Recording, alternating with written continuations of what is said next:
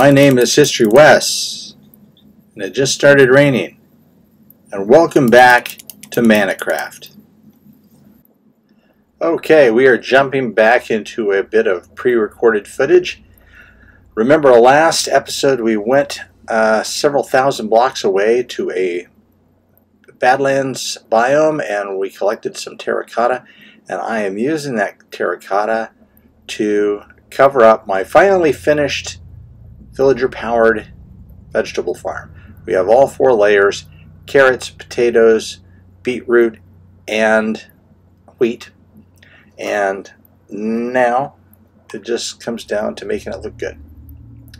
And we've got terracotta with a strip of mushroom blocks as a nod to our mushroom biome.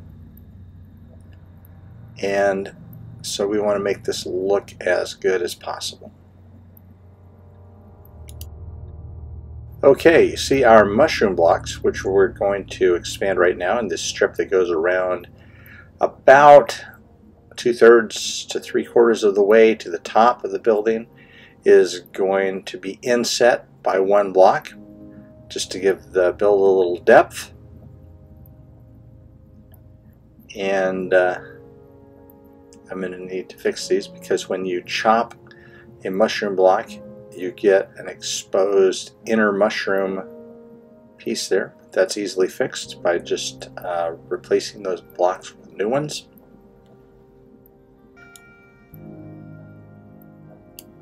And here we go.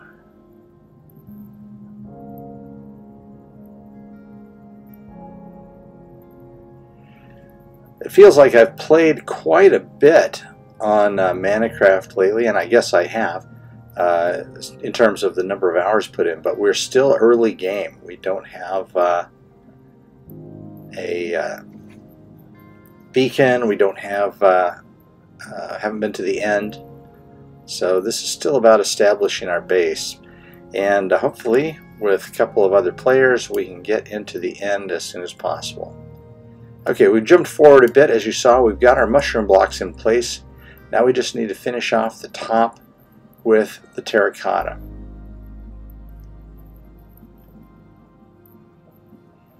Now I've left the terracotta the natural color, which was always my intention. That's why I got plain terracotta in the first place.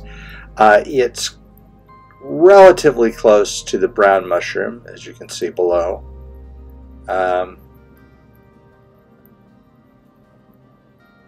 And I suppose I could actually harvest brown mushrooms. And I may well do that for some of the smaller buildings. There are a lot of brown mushrooms, and of course on with all the podzol, excuse me, not podzol, mycelium, which works like podzol really, you can produce these large mushrooms, and with Soak Touch you can harvest them in block form.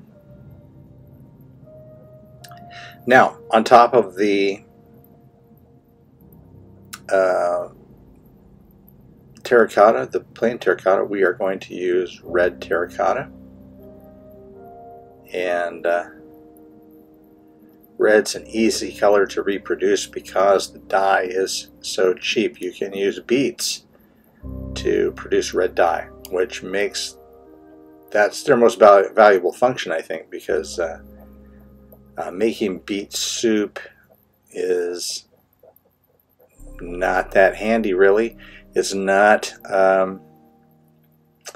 stackable, as none of the soups are, and so they're a pain to carry more than a few in your inventory or hotbar. And on top of that, it's not nearly as good a food as steak or golden carrots. Okay, we had a little cut there because I had to go back and pick up some more red terracotta because I ran out. But we've got enough to finish now, and from the ground level it will look like the roof is all made of red terracotta, but I'm not going to waste the terracotta by filling all that in. We've already got a roof, or a ceiling if you will, on the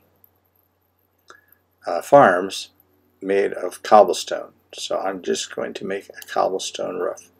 I don't have to worry about anything spawning on it because we are on a mushroom biome. Otherwise I would torch it, or better yet, cover it with carpeting.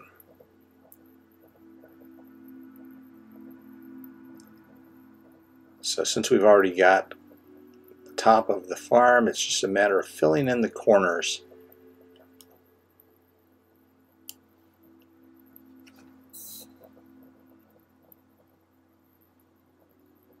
And if you do any amount of tunneling, you're going to have a ton of cobblestone. Or stone if you're using your Silk Touch pick. I finally got a Silk Touch villager to trade with.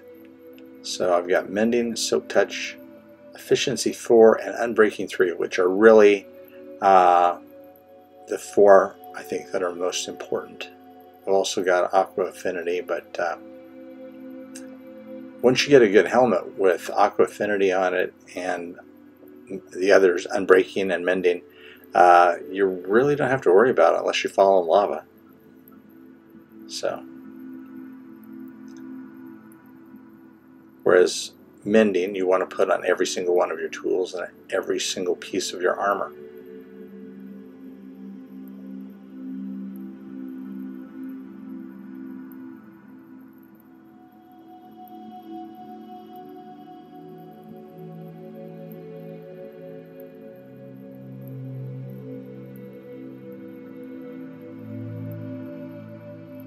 Okay.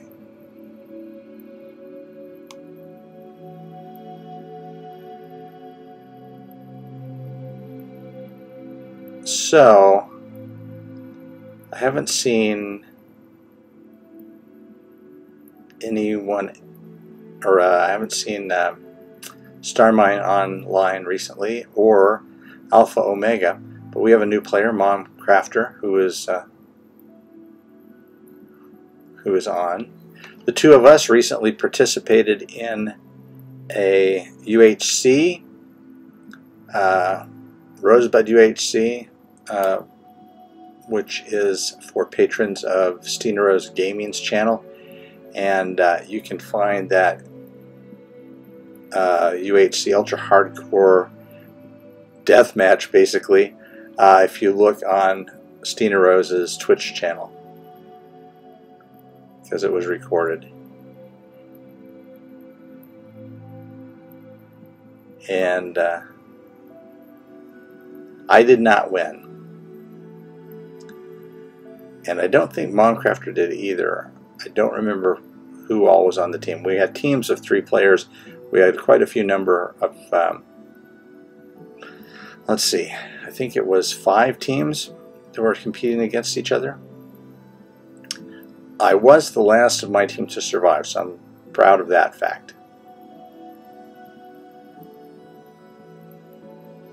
Not that it was their fault that they died, because they got creepered and skeletoned.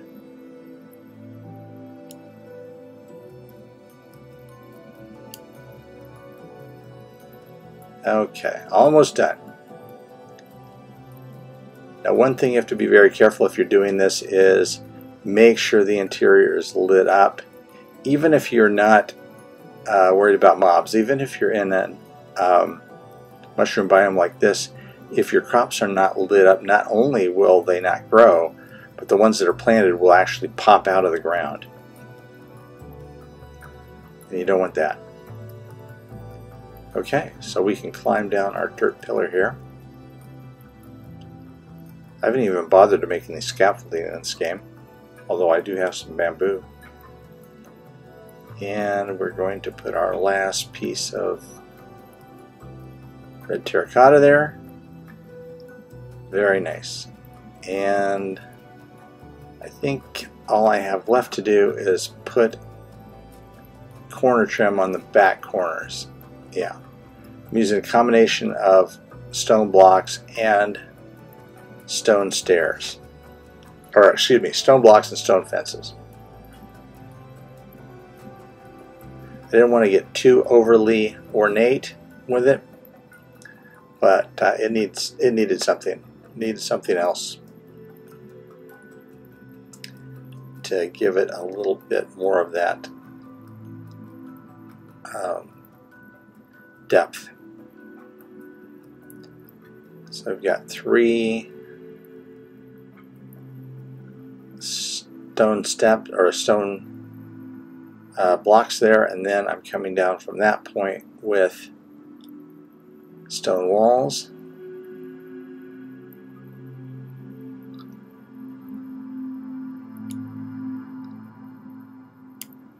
Like so.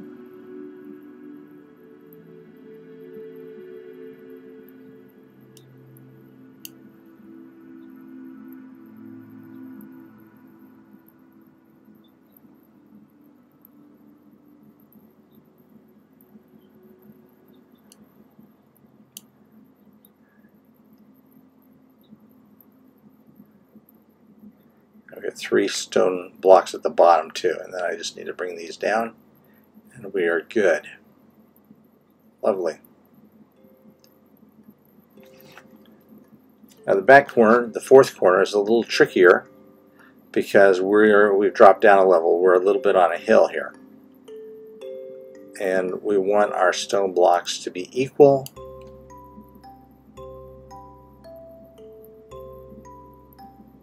So let me go up and start at the top like I did before.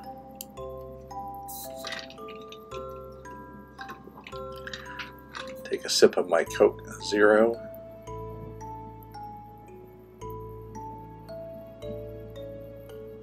Alright, stone block, stone block, stone block. 3 levels, like so. And then we switch to our stone walls. There we go. Now in order to make it look even, we're going to need to place the same number of stone walls as in every other corner, and then we'll need to place extra stone blocks at the bottom so that the top of the stone blocks is level with the stone blocks in the other corners.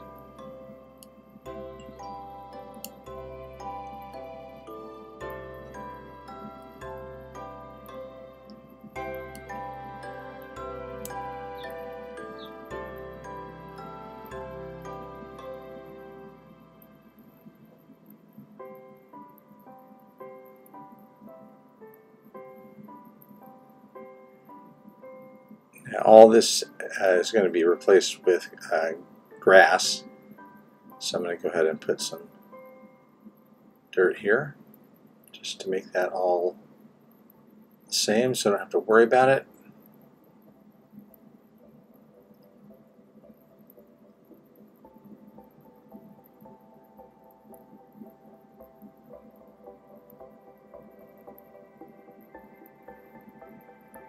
All right.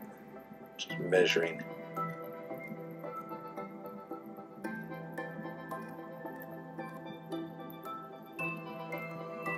Okay, so in order to be even, if you put equal and even together, you get evil. I needed a couple of extra levels of stone block.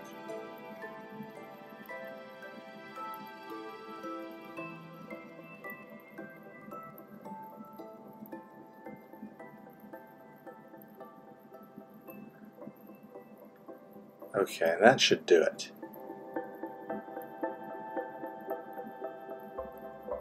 Yeah, it looks much higher on this when you're standing next to it, but it'll be even from a distance.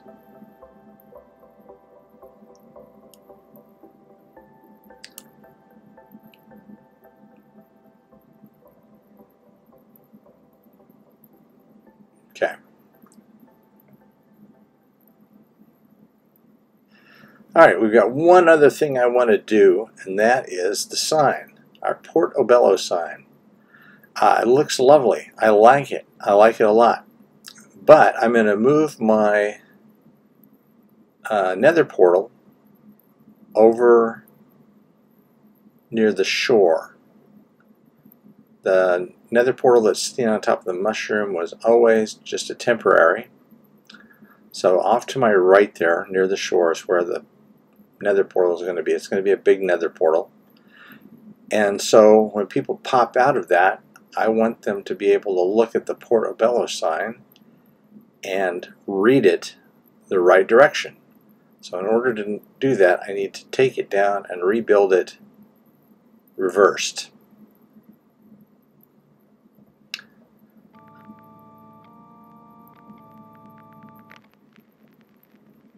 I hate redoing stuff, but sometimes you've got to.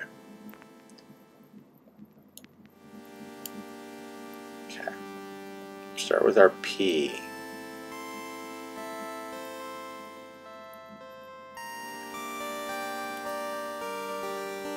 Easy enough. We need to leave a space and do our O. Fortunately, Portobello uses mostly easy letters. The only hard one is the R, maybe. It needs 3 stair pieces. There, like that. So you need to place a temporary block on the inside and take that out. And then put 2 slabs in. There and there. POR.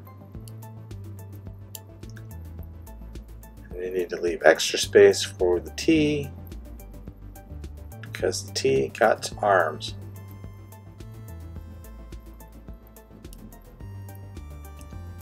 Port.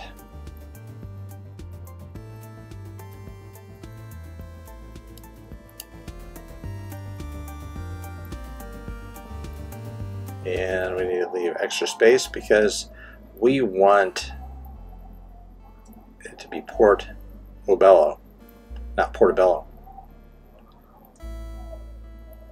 We are a town, not a mushroom. We are a mushroom town.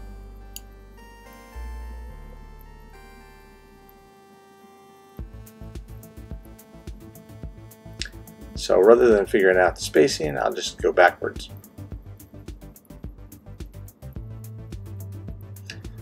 An O and an L and another L.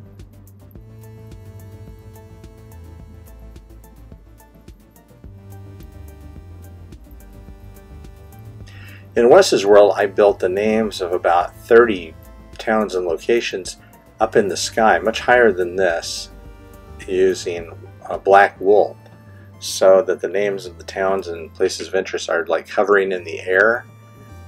Like if you had a map, and that map, everything on the map, including the names of the towns, were really there. And I don't know, I just kind of get a kick out of that idea. But we're going to jump ahead here. We're almost done. We're going to put in our B and our O and clean up this dirt, and then you'll be able to get a look at it.